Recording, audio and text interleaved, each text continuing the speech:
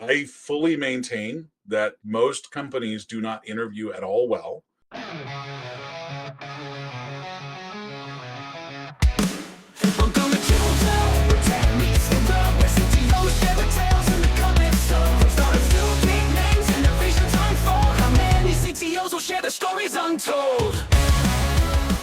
Welcome everybody to another edition of the How Many CTOs Does It Take podcast. Today we have as a special guest Ted Neward. Ted, welcome. Thank you. Can you please take a moment, introduce yourself to our 22 listeners that listen to this podcast? Hi, my name is Ted Neward. I currently work as a senior distinguished engineer over at Capital One. In prior incarnations, I was a director of technology culture over at Rocket Mortgage. I was the director of the developer relations team and a simultaneously director of a development team over at Smartsheet. And prior to that, I was the CTO of a startup consulting company here in Seattle. And prior to that, I did a bunch of stuff, spoke at some conferences, wrote some books, the usual, shenanigans that people get up to doing when they don't have anything better to do with their life. I spent a lot of time technologically in both the .NET and the Java worlds, and I've probably played around with more programming languages than most people know exist, including many esoteric programming languages that you would never wish on your worst enemy. PL1? That's not technically an esoteric language. That's just really old, such that it feels esoteric. No, I'm talking about the esoteric languages like Rockstar. It's an actual programming language so that now you can truthfully claim to be a Rockstar developer on your resume. It was created, it was born of a tweet by Dylan Beattie, who is a very popular speaker over in Europe. And somebody said, that sounds really cool. I'm going to put together an actual implementation of the specification. And now it's a real thing. And so inspired by the creation of the language, Dylan is also now the headliner for a rock band that does parody songs. I think one of their biggest chart-topping hits was "You Give Rest a Bad Name," sung to the Bon Jovi song that sounds somewhat similar to that. So, I love it. I've spent a lot of time doing a lot of different things, consulting, CTO, engineering management, and general, making an annoyance of myself anywhere that I'm not immediately kicked out. Well, welcome to the pod, Ted. It's great to have you. I can't wait to hear some of these war stories. But and it's interesting too, because you just kind of mentioned that most recently one of the things that you were responsible for, I believe at Rocket Money, was sort of like the culture of the development team. Yeah, I want to hear about that. Yeah. So tech culture was an interesting experiment. The CIO, basically, this was just before COVID hit, and the CIO had kind of this grand vision that Rocket Mortgage needed to transition from being a mortgage company to becoming a technology company. And that involves doing a lot of things that really aren't technical in nature, but had everything to do with, as the name implies, the culture of the engineering group at Rocket Mortgage. And so he asked me to put together a group that would focus on that for some length of time. We were thinking probably 2 years. Turned out to be less, simply because other parts of the company said, that actually belongs over here rather than over there in engineering. So we focused, for example, on job descriptions, which on the one hand, you think that sounds really boring and pedestrian. But, what we discovered, we went through Workday, which is the bane of my existence. I hate it. It's absolutely worse. It's the worst tool ever, except for all of the other HR tools out there. So I don't know what that's saying. But we went through and we looked at all of the different job descriptions that were in the engineering sphere at Rocket Mortgage. And it turned out that if you wanted to be an associate software engineer at Rocket Mortgage, you needed to have 2 to 3 years of experience, which, considering this was an entry-level position, kind of begged the question, how are you ever supposed to get 2 to 3 years experience, unless we're just saying we don't want people who are brand new right out of college.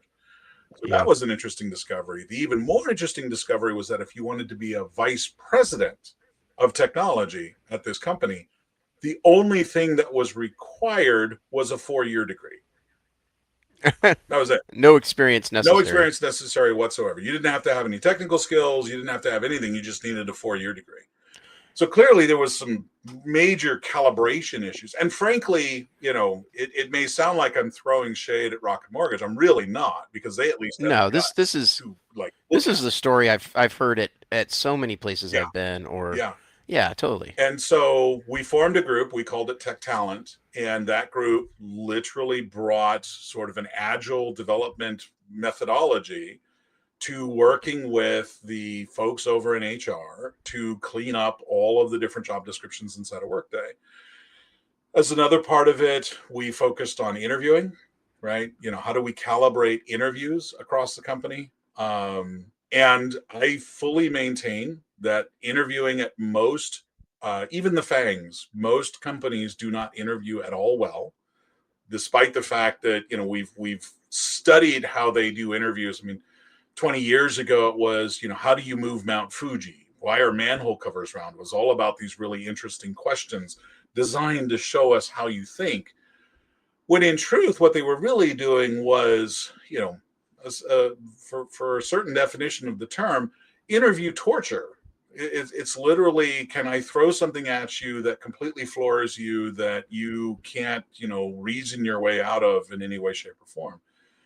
And what does make for effective interviews, and how do we normalize this? Because having an interviewer, having a VP say, "Oh, I know what when I see the right candidate, I'll know it." Sort of that Potter Stewart quote, right? I can't define it for you, but I'll know it when I see it. That quote, by the way, has done more damage to Western civilization than anything else in our modern history. Because great, if that VP is going to be the only one who does interviews for the entire organization, for a startup of 30 people, that's reasonable. For a technology organization of 2,500 people inside of a company of 35,000, that is completely untenable. But now it becomes, how exactly do we scale that and keep it consistent, right? These are the kinds of problems that tech culture was wrestling with. Yeah, this is so fascinating. I am, I am being, I don't want to say triggered, but activated by your stories here. I have a couple questions for you. I'm curious. I'm assuming you've seen the. Let's start with the leveling conversation, because I love this conversation. Have you seen the Dropbox public source, open source version of their leveling guidelines? I've seen several. I know Dropbox had one at one point. I think Honeycomb posted one at one point. Was another. There were a couple of companies, particularly the smaller the company, the more willing they were to share what they had in terms of their leveling guidelines. And a lot of this was part of the whole push to be more transparent about salaries as well. So I've seen several of them, and truthfully, they all start to blur.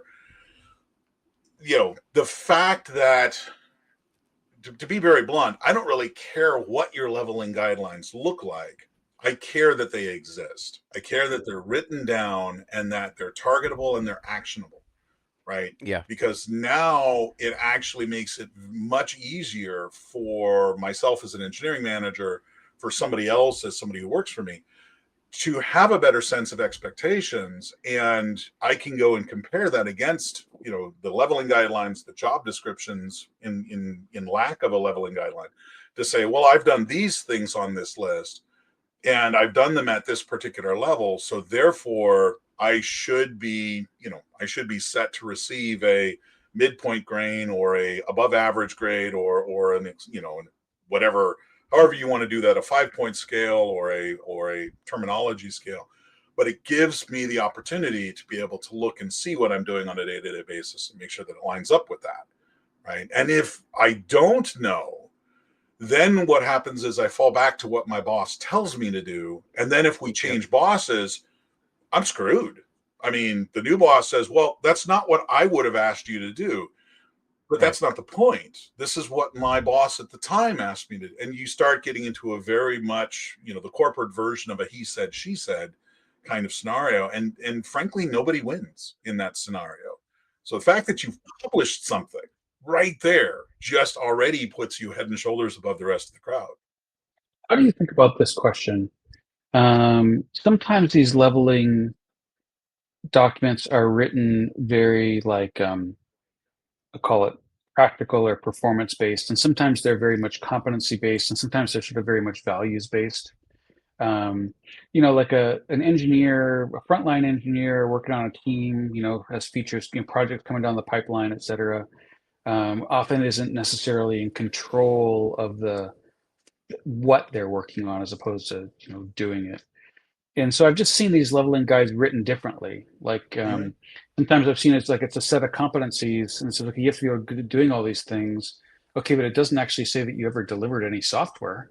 That seems like a key part of the job here is delivering software. Sometimes it's very much delivery based. Sometimes it's very much values based. I've never quite thought, what's your take on the mix of those things?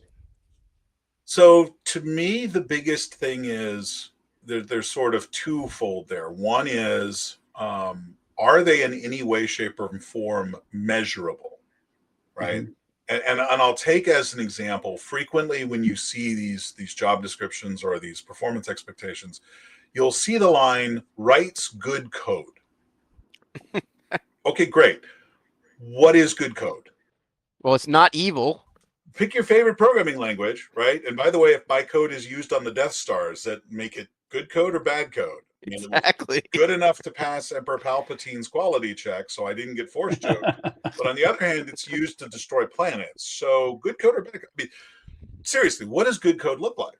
And you ask this in a room of a dozen engineers, and what you will quickly find is they will segregate into 3 or 4 camps, each of which bitterly hates the other, right?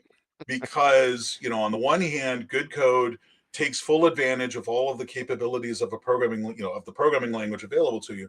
And so now you start seeing, like the ternary operator instead of using a traditional if else. And there are a lot of people who are like, oh my God, no, if I see the ternary, that's just too subtle, too hard for people to reason about. Okay, both of these are reasonable positions, but which defines good code? And what we find is, this is why I really hate that Potter Stewart quote, because for most people, good code is when I look at it and it speaks to me personally. But unless you can articulate it, unless you can articulate what makes good code over bad code, then you can't use that as part of as part of any sort of decision-centric criteria, because we can't decide. Even the 3 of us on this call, if we can't decide what good code is, how is anybody else supposed to decide what good code is so that they can decide to write good code? How do you solve for that? Well, in that particular case, if you really want to have something describing the code, then bring it to something that's more concrete, right? So for example, writes code that adheres to our coding standard as documented here, right? And so that coding standard might say things like, always prefer if else unless is an expression is immediately, the result of this, if the if else is going to yield a particular expression, then you can use a ternary operator, however you want to phrase that, right? Prefers not to use chained method calls beyond 2 or 3 levels deep, which by the way blows away almost all of your builder style fluent interfaces, or whatever that is, right? If it's written down, if there is a coding standard out there, right? And I don't mean chooses smart variable names. That's not really what I'm thinking about. What I'm thinking about is something that somebody can look at code and decide whether or not this adheres to that code standard or gets close to that code standard. Well, and hopefully with most of those things you just mentioned, we've got linters running that are going to not let us check in code that doesn't match that coding standard. That's useful for when I have full control over the build process, less useful for when we're talking about doing interview styles, right? But on top of that, there's a lot of things that a good linter won't be able to pick up on. And truthfully, It's actually quite surprising how few places of business actually use those static analysis tools. Yeah.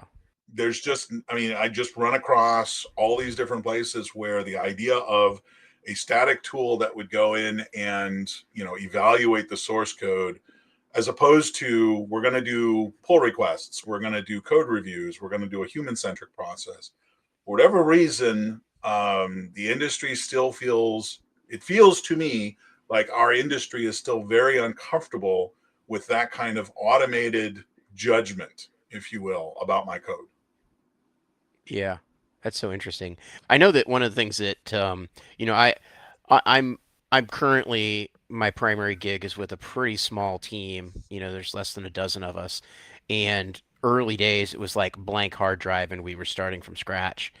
And I kind of talked about this in our kind of intro episode, where early on, when there was only a couple of us, we put in place a bunch of these kind of best practices, like having linters running, having just a little bit of process, even doing like sprints with retros, even Yep. though there's only three of us, Yep.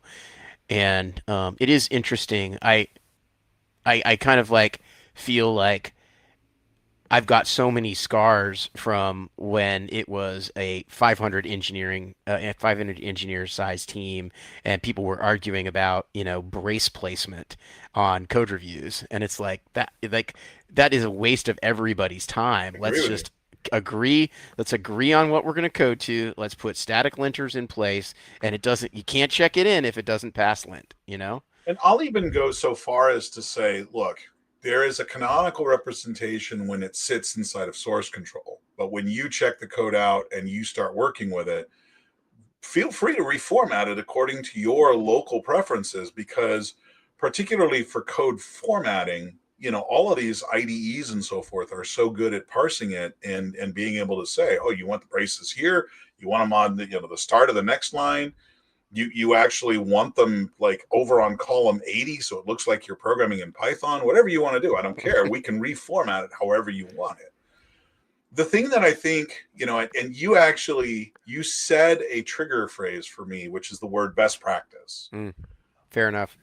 There are no such things. I don't know if you knew this. There is no such thing as a best practice. My practice. Well, okay, that you can free to say my practice, and kind of like my dad used to say, so long as you live under my roof, you will cut your hair the way I want it to be cut, because I was living under his roof. When it's under your roof, you can call it your practice all day long, but that doesn't necessarily make it a best practice, because in some respects, what works for a team of a dozen people may not work for a team of 500 or for an organization of 500. And there you actually might want to allow each of the teams a certain amount of localized control in terms of how they want to. Maybe all of the ANSI KNR developers are on that team over there, and they all want their braces on the next line. And frankly, at the end of the day, I really don't care if I'm not writing code on that team. What I care about is that the team is able to jump in, look at source code, and ingest it, wholesale, rather than having to parse through piece by piece. Because that's one of the things psychologically that we see that's different between a junior and a senior developer. The senior can just, like, literally, the brain pattern matches the whole thing. You slurp the whole thing in at once, and you understand what's going on. The junior has to kind of read it line by line to be able to track what's going on. And frankly, the code being formatted a particular way, if it makes it easier for the senior to slurp it in, great, reformat it however you want it. Yeah. So we kind of have ended up on a tributary of the river, which is we were talking about culture, right? And you were talking about changing a culture, and you started, and you caught my attention, at least, by starting with the leveling guide and the interviewing, which my interpretation after thinking about that was, okay, so get the right people in the room, and the culture presumably starts to take care of itself. The problem is getting the right people in the room is hard at scale, right? Mm-hmm. Because each of us as an interviewer will bring our own biases and our own perspectives into the conversation.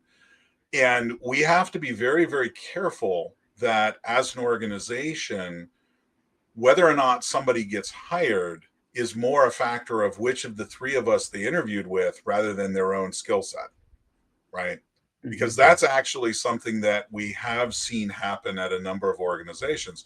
If you've got like all these different interview pods, again, I'm talking about a large scale organization, 2,500 engineering, 35,000, total.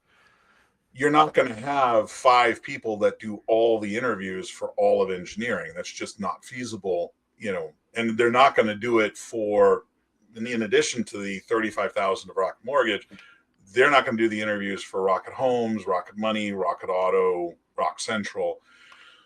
So we have to have a way of somehow structurally making sure that these pods are all coming to within some acceptable degree of difference, right?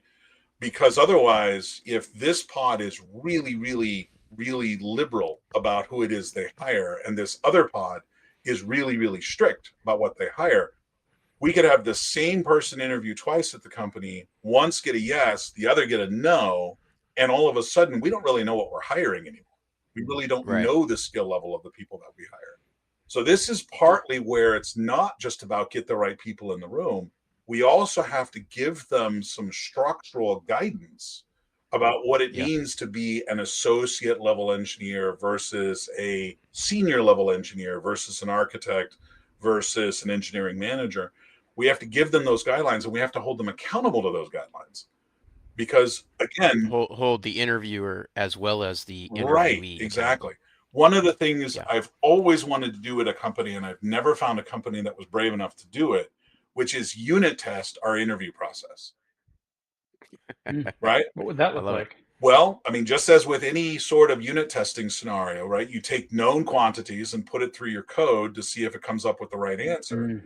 So take a known quantity, that is to take somebody whose skill set you are comfortable with and understand, and put them through the interview process and see what result the interviewers come back with. Now, the ideal scenario to do this is where the people doing the interviewing don't know that this is a test, right? We have to kind of mock it out a little bit. Double blind it somehow. Yeah, exactly. And so this is where, you take some of your colleagues, people that, you or I know from the local community, somebody who is currently you grab somebody at Microsoft, for example, since we're up here, I live in Redmond, grab a buddy at Microsoft and say, okay, you are a senior software engineer at Microsoft. I'm going to buy you dinner in exchange for going through an interview cycle over here at my company. And let's see where my interview process pegs them out. Because I watched companies interview somebody and say, oh, we don't think this person is a senior software engineer. And then you follow them on LinkedIn and discover that they just got hired at Microsoft as a senior software engineer. And it's like, wait, do we think somehow that our notion of a senior software engineer is actually somebody that's stronger than somebody at Microsoft? I mean, how exactly does this relate? And without that kind of sanity checking, right? I mean, we spend so much time trying to get feedback on so many other elements of engineering, yet we trust our gut and our intuition when it comes to interviewing, because trusting our gut and our intuition, that was always a great way to write software too, right? Right. Ted, so it's interesting. One, a simple question. Did you actually ever unit test this? Did you try this? I have gotten so close to actually pulling it off. We did do a little bit of this. I mean, the HR people had a fit when I told them what I wanted to do for a variety of reasons, some of which may be legit, I just don't know, many of which I think were imagined, right? One was, well, how are we going to compensate these people for their time, blah, blah, blah. It's like, look, let me worry about that, right? Many of these people that I would bring in would be doing it primarily just on a lark. It'd be just kind of fun to see what would happen, right? To do that sustainably, obviously, you'd have to figure out a little bit more sustainable model. But we did actually do, we started looking at a tool designed to try to help us do some of this interviewing stuff. One of the, it claimed it was AI based. I don't know how much AI was actually in it, but that it would help with some of the interviewing process. And we actually solicited some volunteers from inside the company to sanity check, right? It wasn't necessarily a full unit test, but at least it was oh yeah, my role is currently this, and I did these things inside of your interview process, and it felt it felt similar to what I was doing. If we took an associate and put them through the senior, the associate was just lost. They struggled, which is exactly the right result. They should struggle if they're interviewing for a senior position. So we did a little bit of that. We didn't do it nearly as comprehensively as I would have liked. Another thing that this comes to mind for me, or kind of brings up for me, is, and Scott might remember some of this and be somewhat triggered by this as well. He and I spent a short stint at a company that will remain nameless, and they had a very, very structured interview process that was focused on the company's core values. And they used, STAR technique, and they used probably it was Greenhouse or something tool like that, where they had scorecards, and they had to produce, everybody was trained before they could become an interview, all about soliciting data and using that data in their scoring rubric against all these different things. What's interesting to me is in my sense, they spent a lot of time and energy. We spent a lot of time and energy on training people to the interview tooling process. And at least when I arrived, and Scott was already there, and one of the first conversations we had when we sort of I'm like, hey, I'm new here. What do I got to work with? And Scott kind of let me in on some of the challenges that they were facing. And one of the interesting side effects was that they had leaned into the culture question. Yeah. And one of the goals of the culture that they had developed was very much to absolutely filter out any toxic programmerness, right? Which is a pretty reasonable thing to try to filter out. Yep. But they were then kind of realizing that one of the things that they had inadvertently filtered out in this process was courage, or sort of like willingness to sort of try to take a risk in solving a problem, right? Yeah. And it was so interesting to me. That was one of the lessons I took away from that, was that, it's like, I don't think anybody intentionally gamed the system, but anything that you can measure can be gamed. Yep. And this is sort of like a corollary of that, where no one was trying to game it, but the framework resulted in filtering out what we wanted to filter out, and had a side effect of filtering out something we definitively did not want to filter out. And this is where we start getting into more of the systems thinking, right? The realization that the levers and the knobs and so forth that we can slide and turn, they don't always correspond linearly to the results that we get, right? And frankly, you're going to make mistakes like that. I mean, when you start plucking around inside a system and you start trying to create some of these structural things, you're going to absolutely run into some of that. And kudos to them for actually doing the diagnostic work to figure out that they were filtering out this quality that they did like, as they were trying to filter out qualities that they don't. And frankly, there's, as with most things, it's not 1 or 0, it's on a continuum, right? Having the courage to speak up in a meeting and say, I think we are headed down a bad path. Well, that same courage is what enables me to say, never trust anybody over the age of 35, right? There's a question of degree here. We don't want to filter out courage. We want you to have just the right amount of courage. And frankly, that is a very, very hard thing to calibrate in humans, right? I mean, until psychologists are able to map personalities to a point-based scale, which will be never, by the way, it's certainly not in our lifetimes. We're going to struggle with this. But we see the same thing has happened anytime companies have, for example, changed CEOs. Right. Look at the stark difference that occurred when Microsoft got rid of Steve Ballmer and brought in Satya Nadella. The company transformed itself in a 2-year span of time from nobody wants to be here because it's fiercely cutthroat competitive to everybody wants to be here because they're really focused on churning out some cool stuff. And that's just from the structural change of having a new CEO. Some of this is just going to happen, right? So it's almost Heisenberg in nature, right? The fact that you're observing it means that intrinsically you're influencing the outcome. I don't think we can avoid that. And let me be really clear, right? All of those rubrics and all of that structural stuff, all of that is there to combat the unconscious bias that each of us brings into an interview. Let's be very, very painfully transparent about it. I am most comfortable when I am looking across the table at somebody who looks like me. That's human nature. Right? For any definition of I, right? Whether it's Brad or Scott or Ted or my wife Charlotte or any of my kids or any of my friends, they are always more comfortable looking across the table at somebody just like them. Again, like you said, it's human nature. So how do we try to combat that so that we are in fact trying to find people who are qualified and can do the job, not just somebody that, yeah, sort of can do it, and besides which we both like the Seahawks, so they can't be a bad person. That's sort of the origin of the sample coding project, which I've personally found, I've found a lot of success with that in my career, but it seems to have fallen out of favor. I'm wondering what your take is on that. So there's a couple of things to realize about a sample coding project. And before I go down this path, let me be very clear. I like it as well, personally.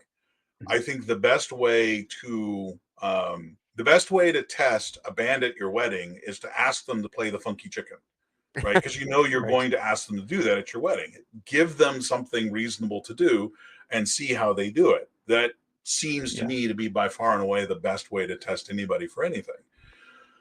That said, the coding project, a lot of this will start to get into some of the implementation details, right? So first of all, if I say, let me take you to the whiteboard and let me ask you to sculpt out a breadth first tree search algorithm using nothing more than the whiteboard and the whiteboard marker. Those of us who went to university and studied computer science and did so recently will intrinsically have a better chance of passing that than those of us who never went to university or never went to computer science. My degree was international relations. You want to talk about why nations go to war? You want to talk about the difference between macro and microeconomics and its influence on foreign policy? I'm your chicken. I'll go. Let's go all day long. But I didn't study all of that classic big O notation and whatnot. And every time I got into a conversation about some of the formalized aspects of computer science, I was at a disadvantage. Now, the other question is what I'm going to be doing on a daily basis actually reflective in the code sample, right? Yeah. If you're asking me to balance a tree, or if you're asking me to search or sort a tree, is that actually what I'm doing on the job? Or am I moving a button 3 pixels to the left? And frankly, if it's more the latter, then it's not the fact that you have a code sample that's the problem. It's the fact that your code is sampling the wrong thing. You're not asking the band to play the funky chicken. You're asking them to play Beethoven's Fifth, which for a wedding really just doesn't make a whole lot of sense, right? Right. We put a lot of energy into getting that coding project to mimic as best as we could the kinds of things that you would be working on if you came to work at our company. Because we were doing a consumer internet website. So to really break it down, you were basically building forms. Yep. I mean, that's forms over data. You weren't really just building forms, but you were doing CRUD, right? You were getting data in and out and some other things related to that. So we tried to create something which just asks the question, can this person actually do the thing that we kind of have to do a lot? Yep. And our recruiters really didn't like it because it slowed the process down and people would drop out and things like that. Well, I was just going to say, recruiters don't like it because they want to get as many candidates as possible in front of the hiring manager. Because in some cases, again, going back to maximizing what you are measured on, right? Campbell's Law and all that. Mm-hmm. Recruiters are often compensated based on the number of people that they can put in front of a hiring manager. So their goal is to maximize throughput, through the process. if they were actually compensated for the minimum number of candidates required before we got a successful one, they would actually be more interested in filtering out more up front. This is where, again, just playing around with the numbers just a little bit can really change how people's behavior carries forward. And frankly, I think you did the right thing in terms of how you structured your interview process, because it's absolutely a signal to you as to how well this person will perform on the job. It's also a signal to the person taking this that this is what this is going to be like, right? You can absolutely lean in to say, your job here will be doing lots of things like this and in this kind of environment. So, you know, this is the job, right? It works as a two-way street there. By the way, Ted and Scott, this kind of dovetails nicely into sort of a little mini controversial question, which is, you know, nowadays with the rise of AI coding tools and agents, I personally ask the question, well, how do you use AI in your day-to-day work? And the answer to that question seems pretty important to me. You may guess where I land on that, what I want to hear from that person or what I don't want to hear. But what do you think about that? So as a question, I think it's reasonable to ask, right? Now, the part that concerns me a little bit is you know what you want to hear, which now leads me to, okay, so this is basically a checkbox, right? You know, whichever way you want to go. Do you use AI? Yes, no, right? And it doesn't, those kinds of things often don't allow for subtlety, right? Well, actually, Ted, what I wanted to hear is let's have a conversation about do you or don't you, and how did you make that choice? So then I think when you phrase it that way, you're putting the question in a different light, right? We sometimes get a little bit over clever with our questions because we think that people can understand where we're coming from, right? It goes back to the why are manhole covers round, right? And people at Microsoft were asking that question because they wanted people to kind of reason through it. But because that particular nuance wasn't always conveyed as a part of the question itself, there were a lot of people at Microsoft that were interviewing people saying, why are manhole covers round? And the person would say they're round because, well, that makes it easier for them to roll down the street in order to be able to get them into place. And the interviewer would be like, okay, well, I don't really know. The right answer here says that they won't fall in. But I actually had a conversation with a road crew not too long ago who said, no, absolutely, they could still fall in, depending upon, you know, if you like wedged it. One guy said, oh, yeah, I've had a manhole cover fall in on me before. Yeah, I don't know how. I don't really care. The bigger thing is, if you want to ask a question about, do I think AI is important? Do I use it as a part of my daily basis? Just ask that. Let's get away from the era of trick questions where we're trying to elicit a particular, you know, well, I want to see if they'll be able to follow my way of thinking around here. You know, personally, I don't use any AI tools. I don't, partly because I don't code on a daily basis as it stands, partly because I don't think we've fully figured out what our relationship to these AI tools is or should be. Because I'm hearing all kinds of stories of people saying, oh, yeah, I had AI write this whole thing for me. And now I'm finding that there are all kinds of things buried inside this code that you know, they're landmines waiting to go off. And I didn't know it was there. So, you know, I think it's very reasonable if you say, do you use AI? There are certain people who are listening to this podcast who thought, aha, Brad wants them to say yes. Or other people listening to this podcast said, aha, Brad wants them to say no. And other people still were saying, aha, Brad doesn't know what the right answer is. And so he's trying to get some free consulting out of it, you know. We all know that the real right answer is it depends. Of course, that's the right answer. Spoken like a true consultant, Scott, and a man after my own heart. Yeah. This is what I mean. When you ask an interview question, right, the candidates are already under so much stress and they're under so much pressure. Don't beat around the bush. Just ask them your damn question. What do you think about AI?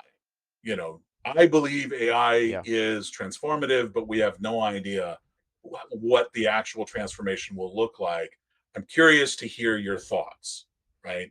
And now on the rubric, and this is one way to make sure that your question is fairly approachable, is to be able to write out a rubric, right? In some cases, it's not whether or not somebody follows the rubric real closely. It's the fact that you were able to articulate what you're looking for, right? The act of actually writing the rubric is itself the real win there.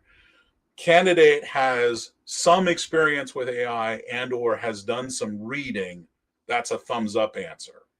Candidate blindly plugs everything into Chat GPT, that's a thumbs down. I mean, that in of itself, what are you looking for out of that question, can help feed back into how do I phrase the question so that the candidate has a very reasonable chance to answer it fairly. Yeah, I love it. What are you looking for, Brad? I think Ted just did a fantastic job of summarizing what I was looking for. And I think it's fantastic feedback that he said, hey, you got to be careful about how you ask the question. I think that, I mean, I really appreciate you calling me on that, Ted, because I agree. Like you can ask the question in such a way that, I mean, like you said, interviewing is hard, you know, it's very very hard. hard. It's very hard. And this is part of the reason why people should be trained to interview, right? I mean, forget for a moment the legal liabilities around interviewing, right? All the things you are not allowed to ask a candidate as part of an interview process, which comes as a surprise to anybody who's never been through formal interview training.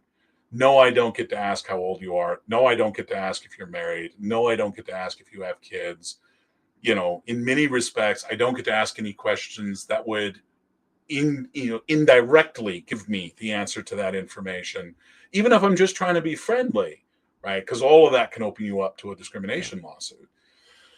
So it becomes important to train people on what we're looking for in an interview and how we use the rubric and how we phrase these questions and so forth.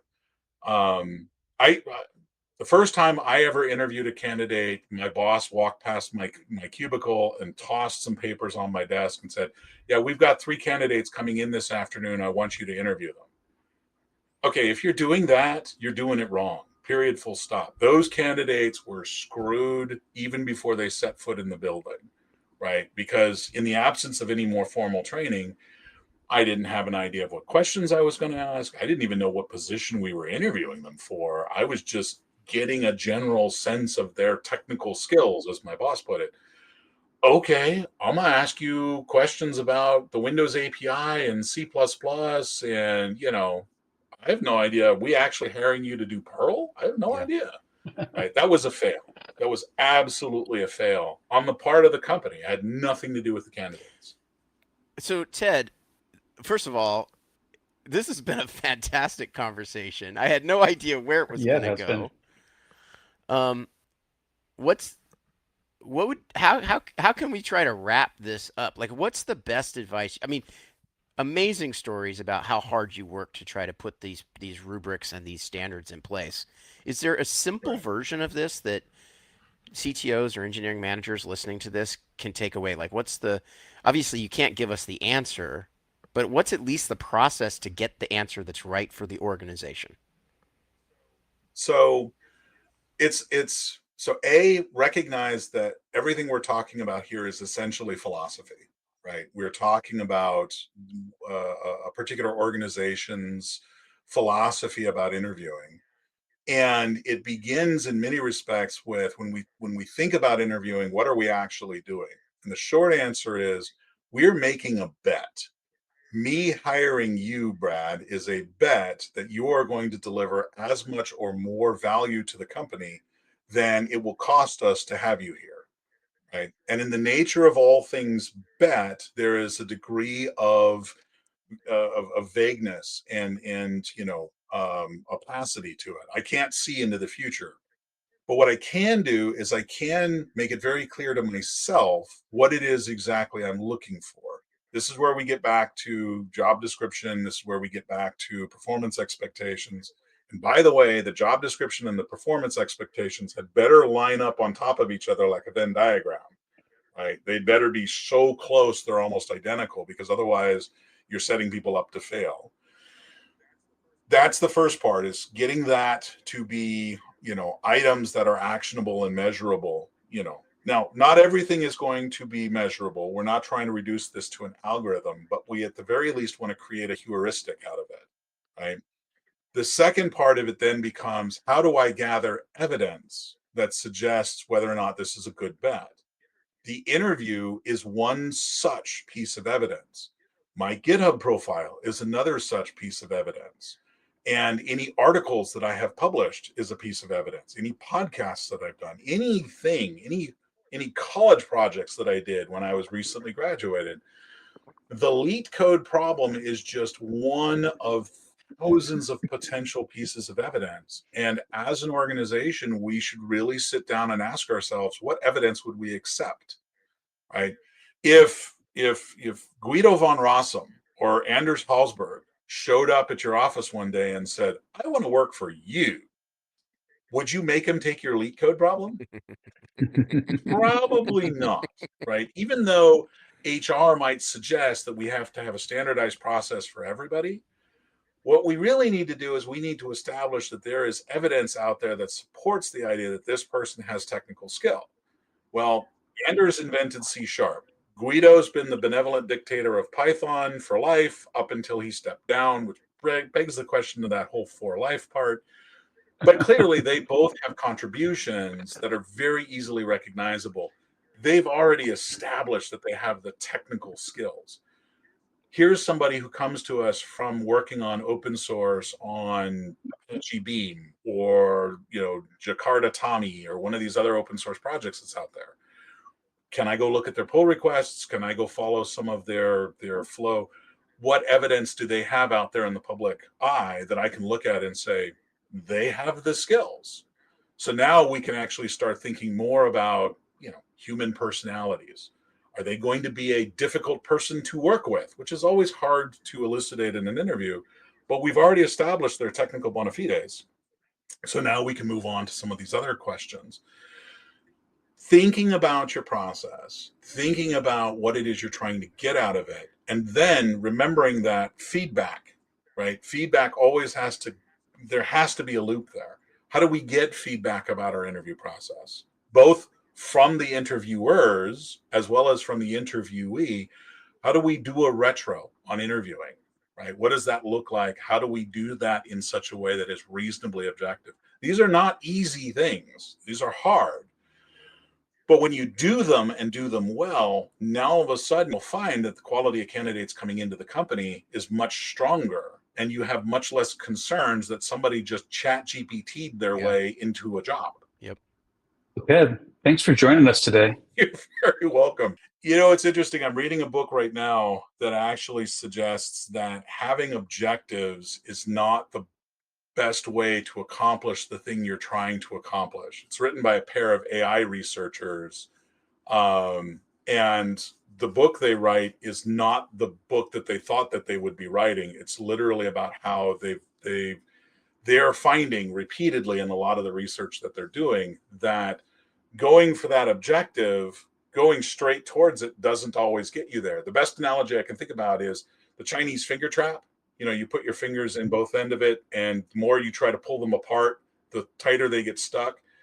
Most objectives will have measurements that tell you how closer you are to getting your objective, which means I need to try to measure how far apart my fingers are. But the way to get out of a Chinese finger trap is not to keep pulling hard, but to push them closer together, which by any objective measurement means I'm actually failing. And that's I'm about 4 chapters into this book, and I'm fascinated because they're really touching on something that the major successes in life don't come from single-mindedly pursuing an objective.